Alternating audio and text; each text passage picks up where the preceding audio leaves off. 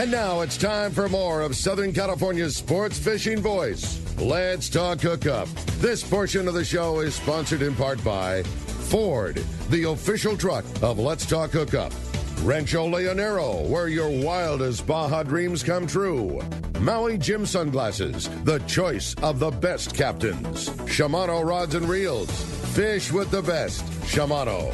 Here we go. Another great hour of Southern California's sports fishing voice.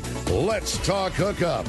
Here's Pete Gray, Rock Cod Rick Mexa, and Corey Sandin.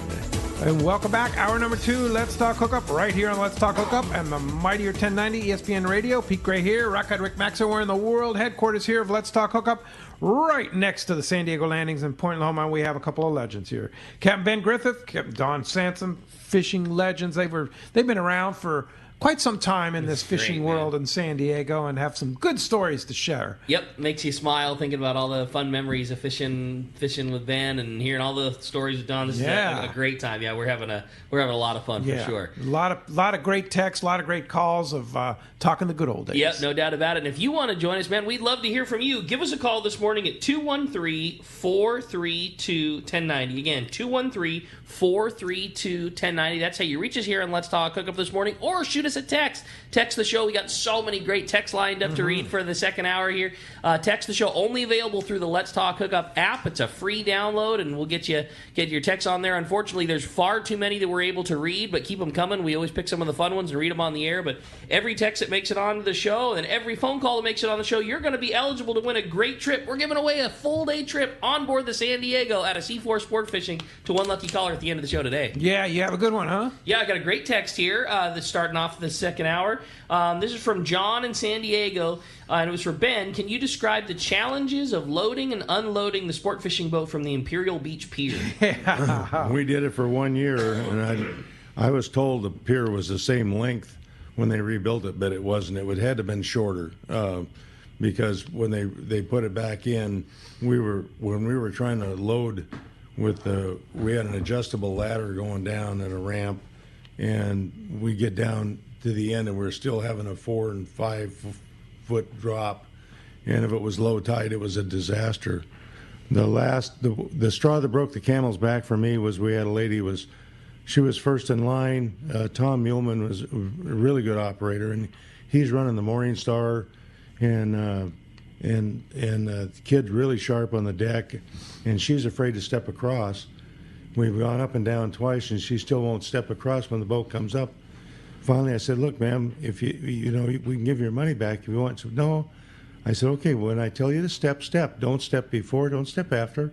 You'll just step across, and Richie will help you." Okay. So he came up, and I said, "Step," and she locked up, and I had her by the hoodie, and then the boat dropped about 3 on the way down. She stepped. Oh no! And that's between the pilings and the boat, and Richie grabbed her around the legs, and then pulled himself and her over backwards and stopped her from going in. Oh boy! Wow. And that was when I went down and talked to the port district. Said, "I'm done. Yeah, we're not going to continue this. We're going to kill somebody." Yeah. So. And the advantage of that, you were right next to the Coronado Islands, right? It was unbelievable. Yeah, I mean, we like could take 6 miles, something like that. Yeah, and we'd be there in 30 minutes, 40 minutes. Yeah, and be fishing on a half-day trip. And all, yeah, it was unbelievable. I remember. I mean, I did a trip with Ben out of the Imperial Beach Pier there, and it was just like I say, it was a half-day trip. I had caught 14 yellowtail and 2 Dorado, and it was still like the best, that amount of time. And young kid, it was like the favorite fishing memory I had. Yeah. And that boat was so fast. I mean, that boat was so fast as it was, but then to have the head start of being right there, that was really How special. fast was the Bright Morning Star? Well, you could make it go pretty fast. I mean, it would do 18 real easy. Wow. And when I became a believer in it, John Cox ran the Zeta, and I was fishing on the Morning Star. I hadn't bought the boat Those are yet. sister boats. No, the Morning Star was the Pursuit. Okay. And I'm down at San Martin on the 6, and here comes this ball of white spray out of the north, and I watch him. He circles around, goes out, stops on a spot of yellowfin, bullet-sized yellowfin. They load the boat with a yellowfin, go back up, and I found out he was on a one-day trip. Wow. Come on. 150, no, one-day trip, 150 miles. Yeah. There's something to be said for this thing, you know. Yeah. Of course, that was before fuel was $4 a gallon, right? Yeah, but then when I changed engines, I put the cats in. We went down to 12 knots, 12-knot cruise. Wow. So originally it was gas? No, it had 1271 turbos. 1271 turbos. I just love that it went down to a 12-knot cruise. Yeah. Wow. So let's go ahead and jump back on the phones, You Rick. got They're it, man. packed up. They want to talk to these guys. Yep, lots of great stuff coming. Let's give that try again. How about Dave from Anza? Dave, you got us this time? Good morning. Hey, good morning, everybody. Got me there? So, okay. Gotcha, Dave. Hey, Dan, I fished with you several times on your boats. Really enjoyed it. And I remember when you had your boat, you'd run an ad in the Western Outdoor News, and you put in some political commentary, and I always enjoyed reading that. You and I share a lot of common beliefs there. So, yeah, I went out, one of the times I went out on your boat, I took one of my sons with me. He was about 10 years old at the time, and there were several other guys that had their kids out on the boat with them, some couples on the boat, some really nice cross-section of people. There was also a group of guys that came out on the boat, and they were kind of rowdy there.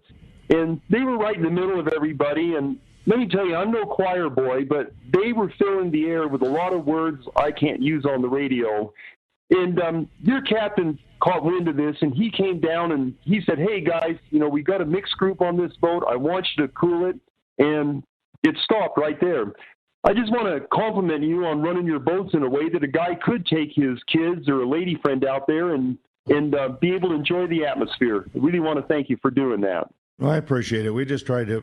I tell guys, if you lose a big fish, I expect a bad word or two, but turn the air blue when there's ladies on the boat and kids on the boat wasn't really necessary. So we just asked them to hold it down. Very nice. Cool. Hey, thanks a lot for the call, Dave. Appreciate that. Now, Don, you have a pretty good Guadalupe story you want to share, right? Yeah, it's a continuation of the one I just talked about. When we were on the Searcher and taking the Custos down to Guadalupe. Well, like I said before, they were going to stay on the island about 5 days. Were they on the Searcher, the Custos?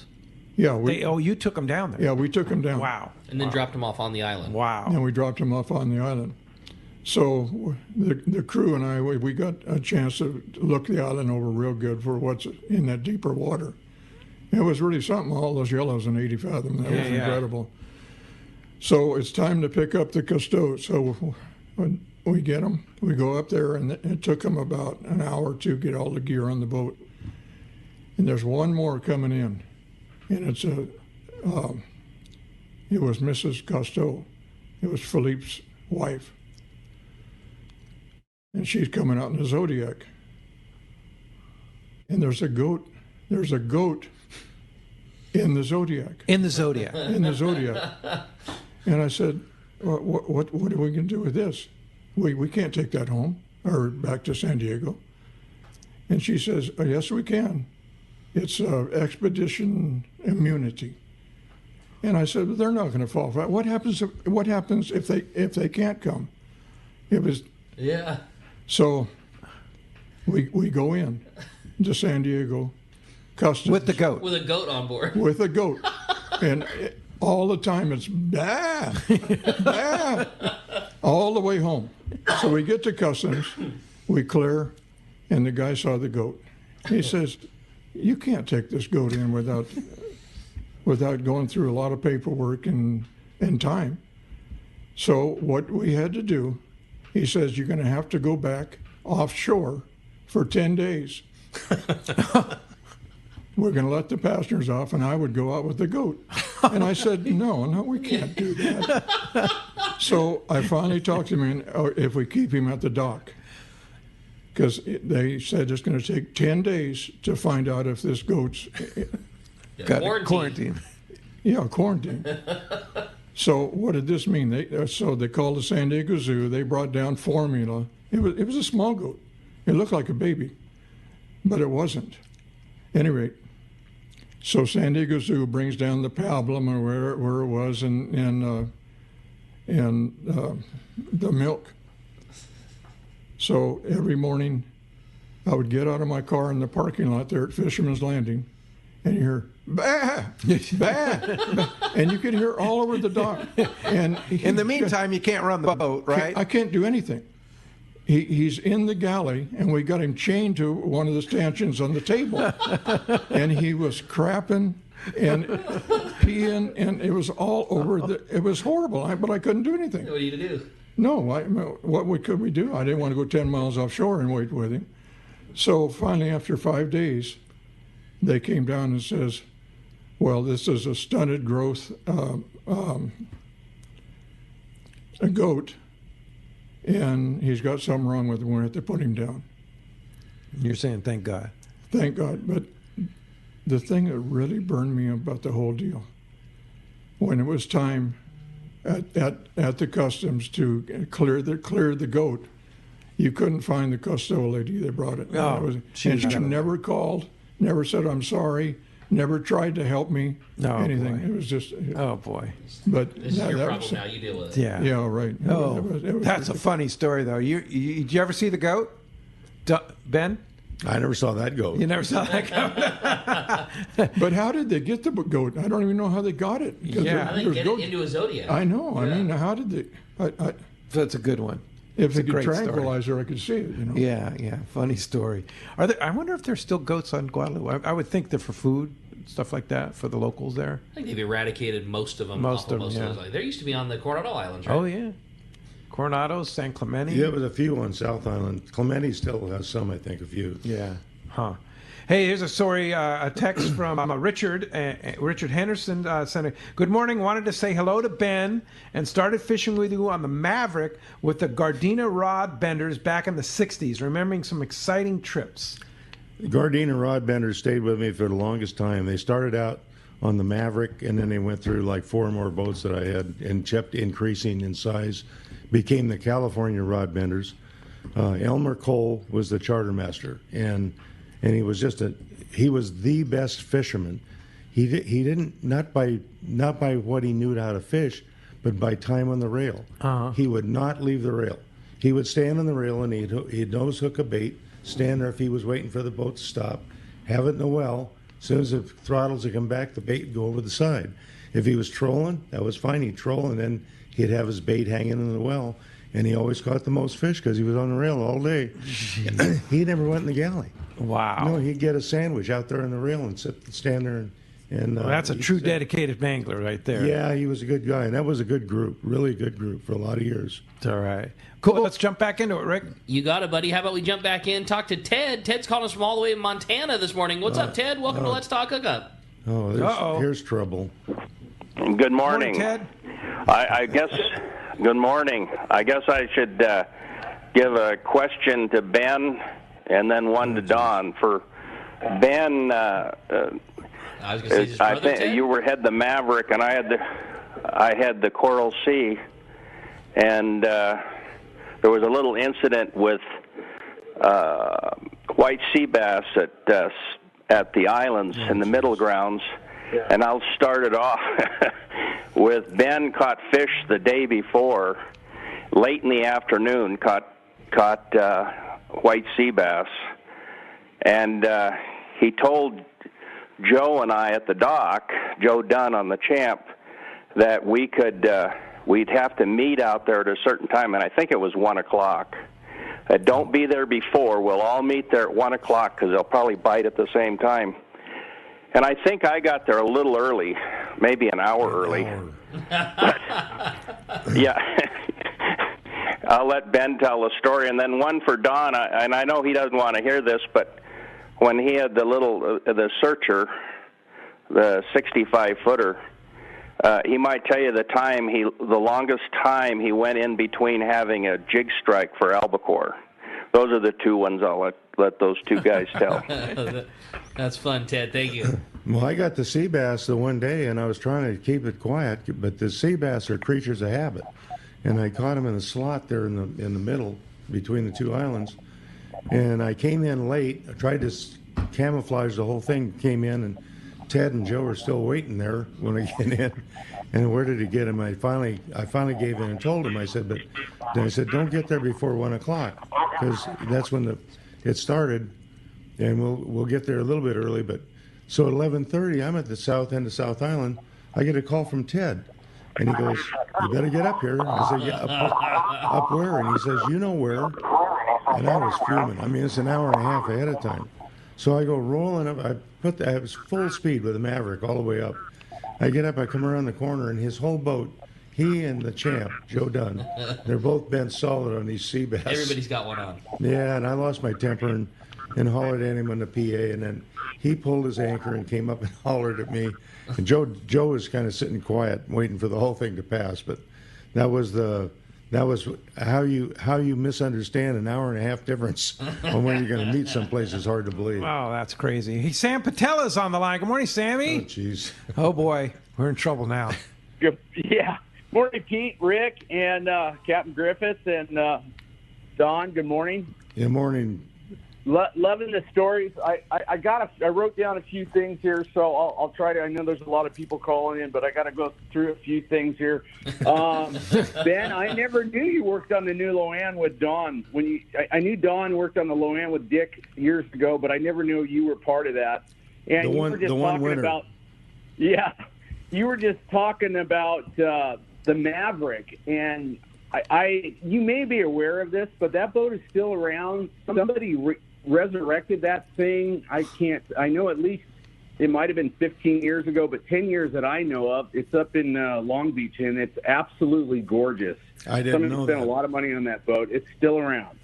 That's cool. So people that remember the Maverick and these some of these stories, and you guys got a few years ahead of me, but I'm loving the stories. Anyhow, I don't know Rick and Pete and some of the listeners. I used to work for Ben's brother Ted before I started working for Don. And Don, I'm going to get to you in a minute. But anyhow, I was a very young boy back then, and we started working on the boats. We were all kids when we started working, and I started working for Ted when I was about 13, 14 years old, 15, 16, working on this in the summer times. And, thank God there was no HR back then. Right? Because things would be different for sure. But anyhow, I started working for Don when he had he sold the new Loan to his brother, Danny, and then he'd been on the 105 for a few years. I forget what year you got the 105, Don. But anyhow, I showed up on the scene in the fall of 1981, and I had the pleasure to work with that man till 1986. And I wanted to say one thing that I don't know, a lot of people may or may not realize. I know a lot of guys that have just been fishing. Let's say somebody's been fishing 20 years. The navigational equipment that we have nowadays is you have to remember back in those days, there was no GPS. There was nothing. We didn't have the binoculars we have today. Some of the boats didn't even have radar, right? Most of them early on. Yeah. Oh, well, Ben, I remember Dick having the pleasure to fish with Dick. Would come out sport fishing on the angler. He would tell us some boats didn't even have wheelhouses. They were open, the open bridge boats and all that. That's a whole nother story. But being able to fish with Don and watching him do his thing, especially fishing that ridge, that is miles and miles of bottom, and Don knew where he was on that thing just by that. He's been talking about this flasher.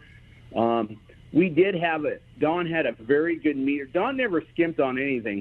He had the best of the best on his boats, but watching him drive around out on the wing of that 105 with that flasher, and it was just absolutely amazing. It was like going to a maritime college, being able to be on them. I have so many good memories of being on there with Don and the fishing and just the good catches, the albacore and all that stuff. I have the utmost respect for him. It was memories I'll never forget.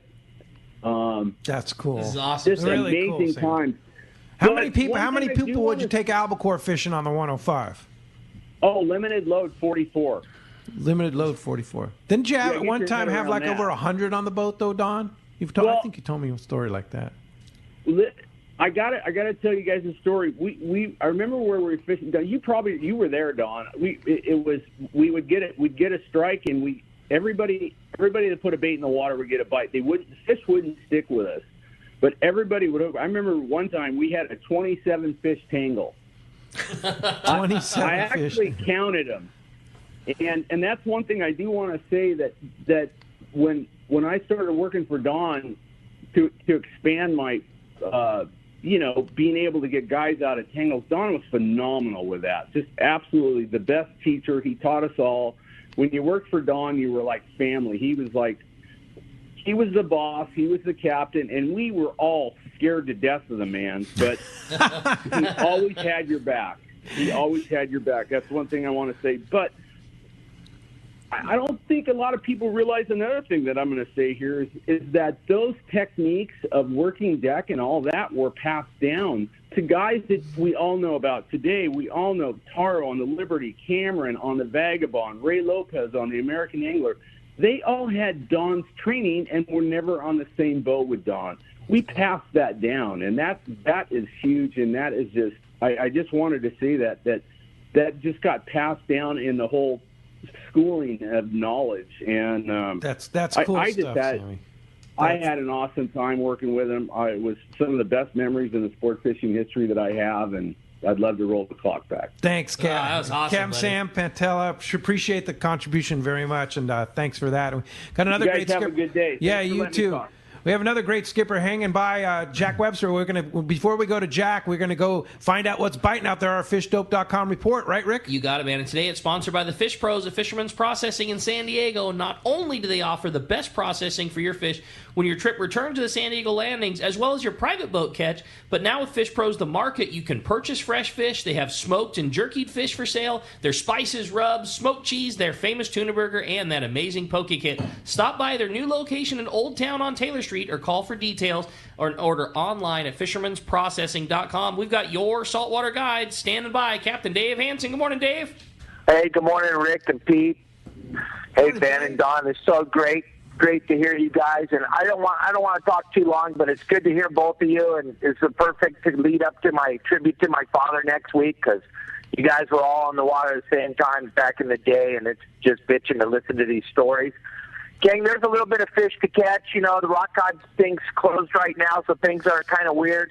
But there's some halibut to catch over at Catalina. A couple of my clients were over there this week and had pretty fun halibut fishing limit. A couple of guys had limits of halibut, which is mind-boggling, but they did. And then one of my clients didn't even know what the limit was. They got 13 legal halibut. They thought they were only allowed to have 2, so they threw the rest back.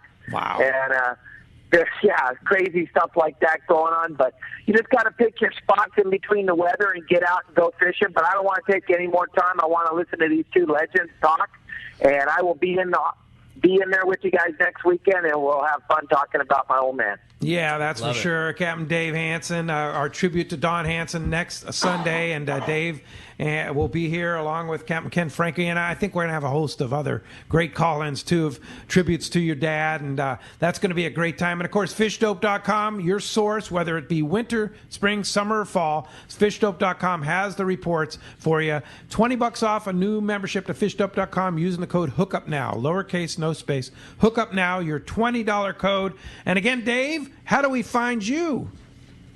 Yeah, you can check out my website at yoursaltwaterguide.com. That way, once you learn that site, you won't have to follow these guys around anymore on these sport boats. You'll actually be able to go find your own fish and catch your own fish. That's all I'm trying to teach, is how to stop following sport boats and start figuring this out on your own. There you go. All right, Captain Dave, we'll see you right here in the World Headquarters studio next Sunday for that great tribute to your dad. All right, guys, I'm going to kick back and listen. Thanks. All right, fun one. Thanks, Dave. Again, remind you that it's sponsored by Anza Knives, handcrafting knives in the USA for over 3 decades. Check out the Fish Pro series and other custom fillet knives from Anza Knives. They're made from high carbon steel, which holds a great edge, and they're easy to sharpen. Anza fillet knives are the finest ever produced. Anza also offers knives for military, law enforcement, and hunting. Check AnzaKnives.com for more info and get that Fish Pro series available right now at Fisherman's Processing. Captain Jack Webster, good morning. Hey, good morning, Pete. Can you hear me? Yeah, loud and clear, buddy. What's going on? Hey, good morning. I want to say hi to Don and to Ben. You know, not much going on, Pete, here. I just knew that Don and Ben were going to be on the show, and like Sammy was saying, you know, about same age, I was down there bumbling around the docks when we were little kids. I never worked for Ben, but Don would sub me out and send me over to his brother Ted every once in a while on the Coral Sea. So it was all a big family down there. But, as a kid growing up, you look back, and you look back at being a kid down there, I so much appreciate the people that I bumped into and what a huge difference they made in my life. And I know Sammy was on here. The same thing, we were so fortunate. And, a lot of people don't realize this, but the evolution of this whole fishing, and Ben and Don both understand this, from fluorocarbon to Spectra to 2-speeds to, high-speed reels and stuff. None of that was going on back then. These are the guys that are out there every day and on long-range trips, on one-day trips, and figured this stuff out. So I remember one story way back. I think Don got the qualifier in 1976. But, I worked for Don on the New Luan, a little guy, and then he bought in with Bill Poole and Frank and got the qualifier over there at Fisherman's Landing. But, I remember the first time that a long-range boat had over 200 wahoo on one trip, and that was with the Carl Newell trip. I wonder if Don remembers that. And Carl had 5-to-1 reels, and everything wasn't perfect, but he was a real innovator and all that. I knew he was a good friend of Don's. And I remember I couldn't control myself. I ran up the side with one of those reels and was whining as fast as I could, and one of them wahoo bit it. That was it was a big mystery back in those days. And I remember that thing kept chasing it. And the next thing I know, that thing was on the deck with my jig in its mouth, my rod in my hand, up the side of the boat. I'll never forget that. As a little kid, that was a big experience. Wow. And that was the first time anybody ever got... You got to remember, there was the wire, the way we rigged wire, all that stuff. These guys, they helped figure all this out. And on the same deal on that trip, I went in the galley, and one of the passengers had a bottle of wine. And, it was empty, so I washed it out and stuff. And I wrote a little note on it about the particulars of this trip and threw that thing over the side. And I forget I've had 2 found that have gone across the Pacific, but that one in particular is on the wall in the living room, the actual original note from that trip that over 200 fish wahoo were caught for the first time. That's cool. It was found in the South China Sea. You remember all this stuff, John? Vaguely. Yeah. Yeah. You remember fishing with Jack? Of course. Yeah. Of course. Well, yeah. Well, listen, Don, it just, I have to say just everything, and Ben, just we're so fortunate to have, been around you, and I heard Sammy talking about, with the 720, that was a 726E Furuno flasher, which in this day and age, we'd all look at it and go, that's just primitive as all hell, but that was the best thing you could have. And I remember Don up there was such a student, and of the bottom and everything else. It wasn't about a GPS. We didn't have one of those, but he knew when he saw certain things on the bottom, the way the bottom was fluctuating on that ridge of where he was. So now I just I wanted to call in and tell I feel so fortunate to have known you when we were kids and learned from you. And, that whole group, and it is a good thing for some kids to be down there and to learn about life and everything else and work ethic. Unbelievable, and how to treat people. So it was a big deal, buddy. I just want to tell you, I thank you very much, Don, for the privilege of even being around you when I was a kid. And Jack, as you know, you can share memories with Don at the Pearson Fuel Dock here, like I do and like you do. You go get your fuel at Pearson's over there in Shelter Island, and Don might even tell a story or two for you. Oh no, for sure. It's great having him right there, and I just every once in a while when somebody's down there talking to him, I go, "Do you know the knowledge that guy has right there?" Because Don's so humble, and so has Ben. Same way, always we were kids down there. They always looked after you instead of like somebody who was going to mistreat you or send you the wrong way. But yeah, to be able to stop there and see him, it's a big deal, and he's doing his thing. And so when I drive by there, I just every once in a while I'm going to go in and say hi to him, or obviously talking to him on the phone. But that's cool, Jack. Captain Jack Webster, nice to hear from you, Jack. And look forward to seeing you. Appreciate you joining us this morning. Yeah, good to hear you guys. All right, Don and Ben, good to hear you, and you guys hang tough. Yeah, thanks, Jack.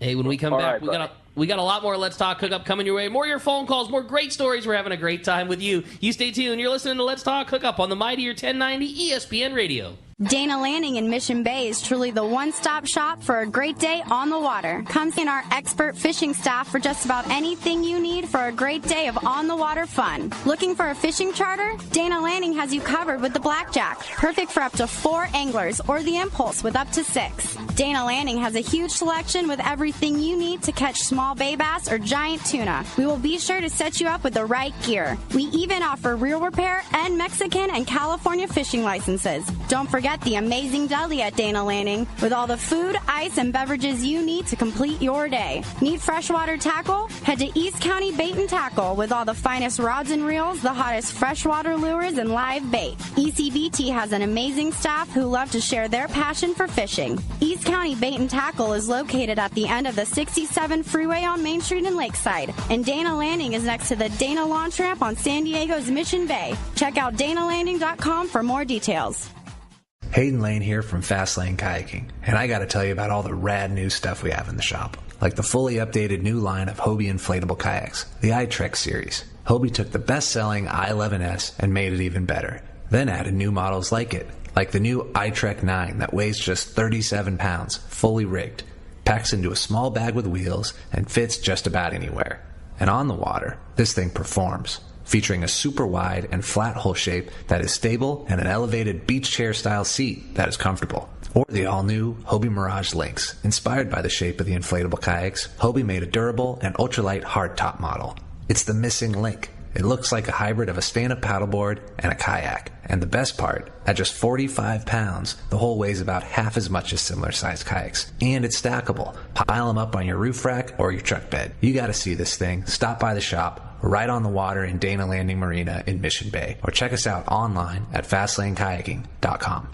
Many years ago, Baja pioneer Bob Van Wormer found the area he called the Great Fish Trap in the East Cape of southern Baja and built what is now regarded as the premier East Cape resorts of Palmas de Cortez and Playa del Sol. Today, following in their father's footsteps, Bob's sons, Bobby, Chucky, and Eddie, have taken Palmas de Cortez and Playa del Sol to new levels with the largest sport fishing fleet in Mexico, a luxurious spa, and top-of-the-line resort amenities. Van Wormer Resorts have become a destination for travelers worldwide. But for us, Palmas de Cortez and Playa del Sol are just a short 2-hour flight away.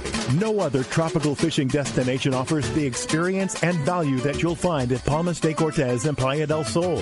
Now you can plan your Baja fishing vacation quick and easy by visiting VanWormerResorts.com. And when you're ready to book, it's quick and easy. Or simply call 877-777-TUNA for more information. Van Wormer Resorts, the East Cape's finest. Hey, this is Rosie from Cedros Sport Fishing. Cedros Island is considered the yellowtail and calico bass fishing capital in the world, and nobody does it better than Cedros Sport Fishing. We are committed to providing first-class service to our guests and an unforgettable fishing experience. We have made a good thing even better. We are the only lodge to offer all of our guests a direct flight departing to the CBX in San Diego. Leave home in the morning and fish in the afternoon. We have a beautiful waterfront lodge and first-class meals and service. What are you waiting for? Call me at 619-772-7570 or check out CedroSportFishing.com. Book soon. Trips are going fast. Welcome back to Let's Talk Hookup. Having a great time here this morning. Lots of time still for you to get through. If you want to call us, we want to hear from you. 213-432-1090. Captain Frank Lopresti has joined us in the World Headquarters studios here. Hey, Frank. Morning, Frank. Hey, good morning. I cannot say enough about Don Sansome and what a fishing fool he was.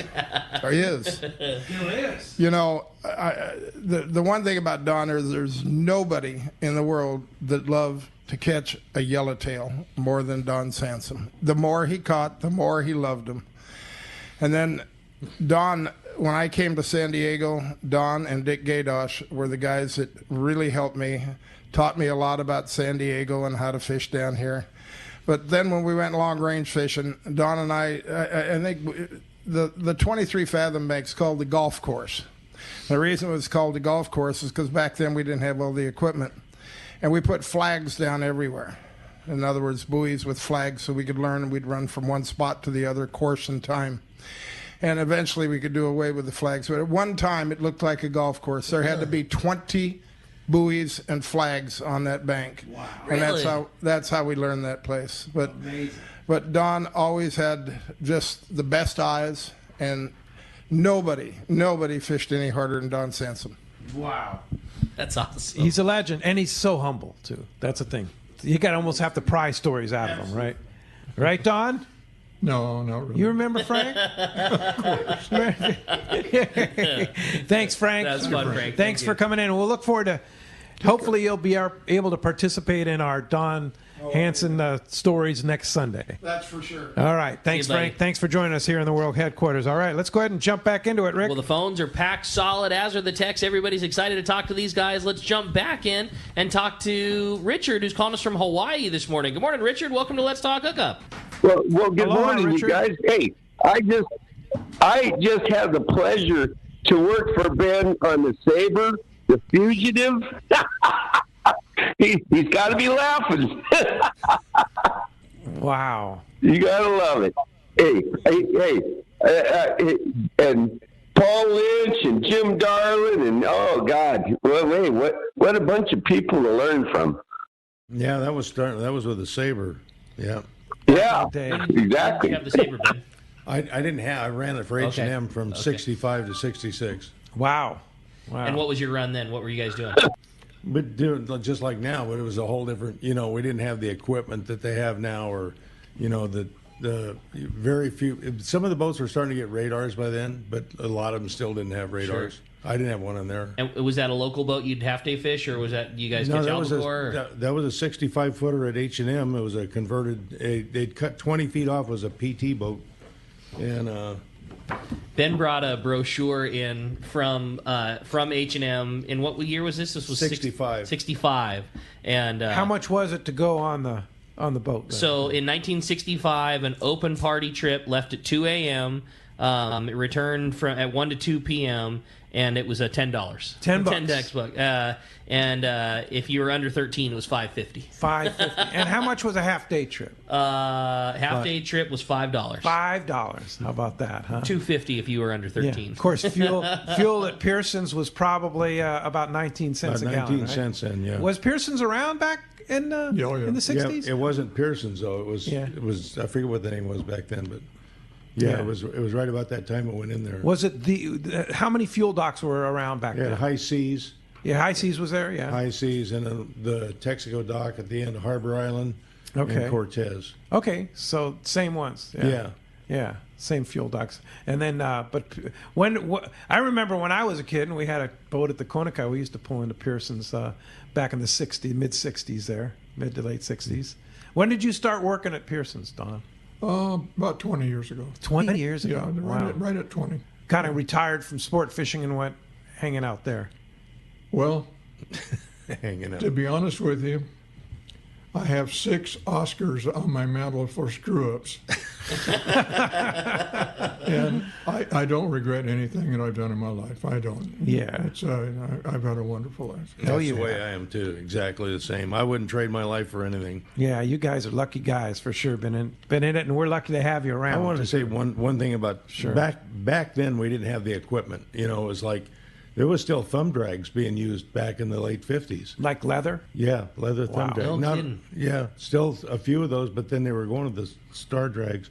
But I watched skippers and watched who had, everybody had the same equipment, but it wasn't very good. It was nothing compared to what we have now. But there was 3 guys that I saw over the years that I thought had a sixth sense. They were like born with it.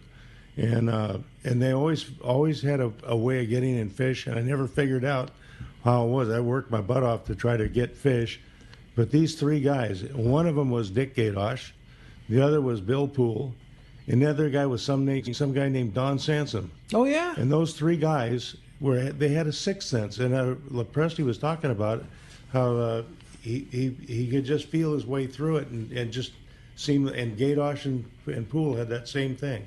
Yeah, wow. Well, not everybody has it. Not everybody had it. Yeah, as Bill Poole used to call it, fish sense. That kid's got fish sense, right? Yeah. Hey, be sure to check out this week's edition of Western Outdoor News, always loaded with great information. Of course, you can find out who's on Let's Talk Hookup every week in it. It's got a really interesting article about all-time weirdest West Coast fish in this week's edition of Western Outdoor. And, of course, a tribute to Don Hansen and a whole lot more. So be sure to check out this week's edition of Western Outdoor News. All right, I got a great text message for the boys here. It says, "Good morning, gentlemen. Do you believe that there is a direct correlation between the anchovies and the albacore? Is it unusual that they're presently absent this far south, or was it usual for those guys to take this big of breaks back in the 60s, 70s, 80s, and 90s? That's from Stephen Fallbrook. What do you guys think? Don, chovy? With the chovies, or with the albacore, and they're colder water than the sardines, and that generally goes together. I still think it's more in cycles, but the swing now has been where the albacore come in. I think they got within 100 miles last year. A couple of boats got a few fish. Yeah. But then they turn and they go north. Now, when is that going to start again? If we get that cold water swing in towards the coast, you'll see the albacore again. I don't think it's all over, but right now it seems like it. But I can tell you back in the 50s, it seemed like it too. Yeah. There was no albacore in 59. There was no yellowtail. Was 57 was wide open yellowtail, and all the inshore fish, and all the way through the 50s. But then it switched to albacore. So I think it'll switch around. I remember the days in the 60s at the Point Loma kelp having wide open yellowtail. Yep. Yeah. I remember when the San Diego came out, and they had 5 rotations. There was Coast Guard capacity, and one rotation sat out when they were catching those yellowtail up at Northwest. Yeah. Because it was just mass people wanting to catch those. So if you weren't on rotation, you just had to sit and watch everybody else? Yeah, you had your number 5 rotation. Yeah, sit sure. out. Then 5 would Then come you in. get back in. Yeah. Holy mackerel. Could you imagine? So, Don, your thought, is there a correlation to the amount of anchovy here and albacore? There has to be something to it. Has to be something Just to it. like the water temperature. You watch any fish that swims is guided by water temperature. Yeah. That's their living.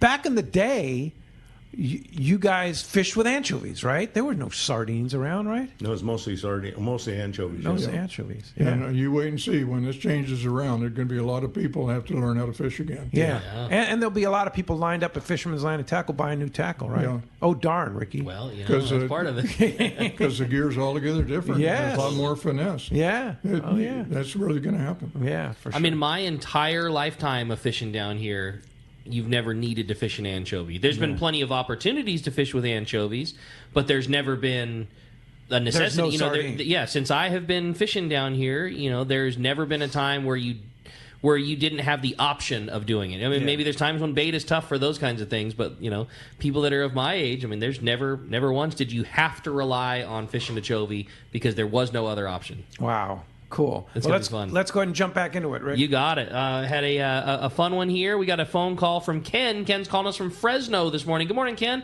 Welcome to Let's Talk Hookup. Good morning, guys. I really appreciate the conversation I'm hearing down there. Just want to say especially to hi to Don. I don't know if Don remembers me or not, but I had the pleasure working with him on the Qualifier 105 back in the 1970s. And I just got my skipper's license then. And back then in the 70s, they used to run these ecology trips down to the lagoons to watch the gray whales. And I think that's why Don hired me on, so I could run one of the skiffs to take the people around. But, God, there were some outstanding trips I had with Don on the boat. He was a fantastic skipper to work for.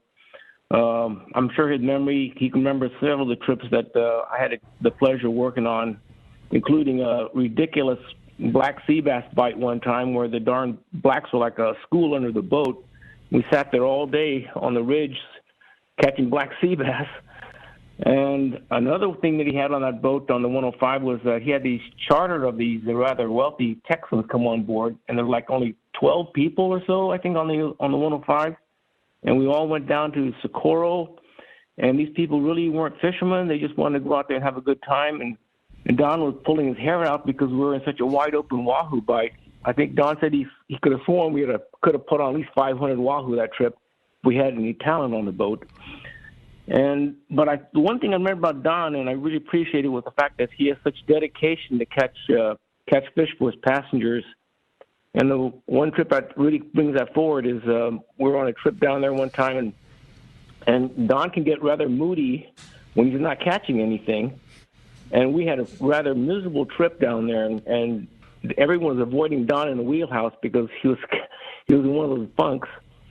And the last day of the trip, we're running up the line from, I think, the Ridge or Elios, I think it was, and somehow we found a big kelp patty out there, and the darn thing was loaded.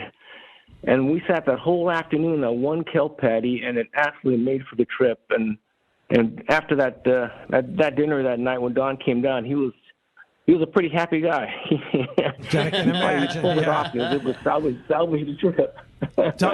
Don, you probably have some great stories about. Hey, thanks a lot for the call this morning. Appreciate that. You've probably got some great stories of incredible catches. Is there one day that stands out in your mind of all the different fishing experiences you've had? Yes.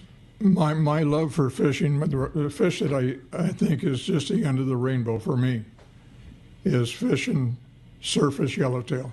Mm-hmm. That's with a 10-foot rod and watching that yellowtail splash on it. But my most rewarding experience personally was one time Bobby Fletcher and I were on the New Loan. We were both deadheading that day. And we were fishing white sea bass in the flats, and Dick still owned the boat. Well, the birds would be working, and not often would they be picking like that. You know, they'd stay up when they're on squid. They don't pick like that, except when there's fish right underneath them. Well, Bill Poole taught me how to lollygag. That's casting out on the downwind side, letting it sink a little bit, and you move the rod like this. And bring back it and forth. Yeah, so it would kind of flutter. Well, there's one particular day I got 10 white sea bass, and Bobby Fletcher got 7.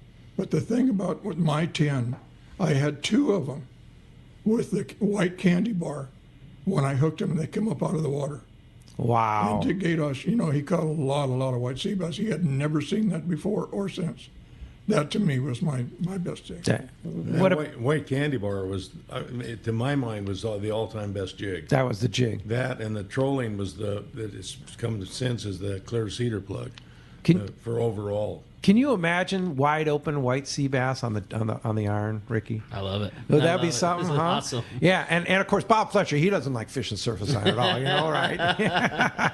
Dart never liked fishing that surface iron at all. What about you, Ben? You have a quick memory of the best all time? We only have about a minute left.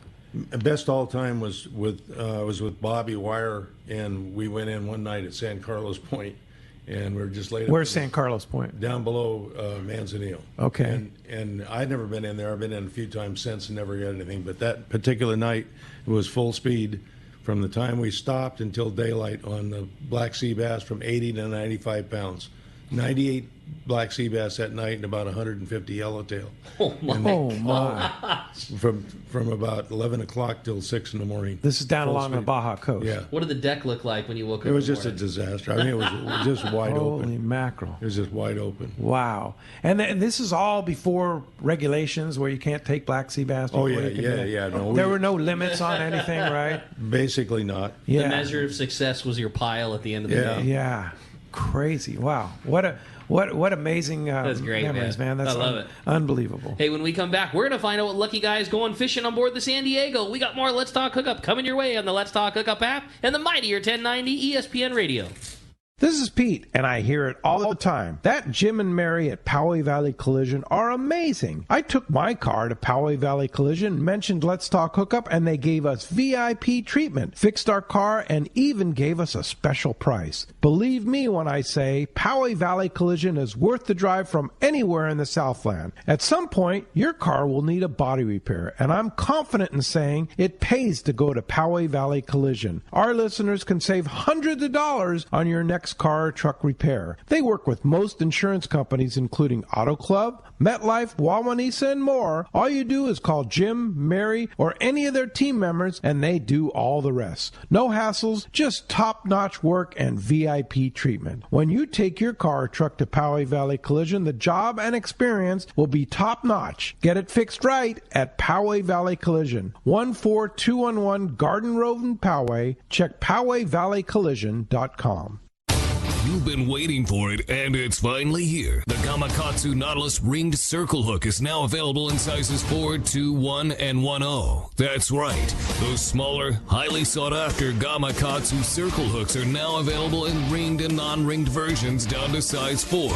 It's the hook that will help you get that bite. The Kamakatsu Nautilus circle hook. Now in smaller sizes in ringed and non-ringed styles. Get it now at select tackle shops.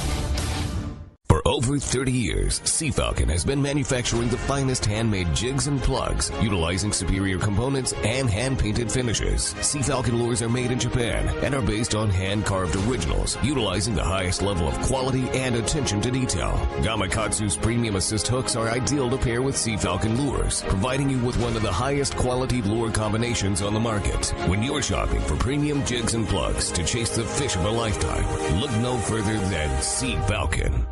Great fishing is what Seaforth Sports Fishing in Mission Bay is all about. With free parking and full stock tackle shop, Seaforth Sport Fishing is a favorite among anglers. Come aboard top boats like the Aztec, Cortez, Endeavor, Apollo, Outer Limits, El Gato Doe, Pride, Polaris Supreme, Tribute, Pacifica, Pacific Voyager, and the Voyager. Plus, the new Seaforth, Sea-Watch, and San Diego offer the finest half and full day trips available. Seaforth Sport Fishing. For charters or schedule, check seaforthlanding.com. Run by fishermen for fishermen in Mission Bay. Welcome back to Let's Talk Hookup. Okay, it's time to find out the big winner going fishing on board the San Diego. We've got all the callers listed, all the texters listed. Ben's going to do the honors, flip our coin, and find out which column we're pulling the winner from. All right, flip a coin, Ben.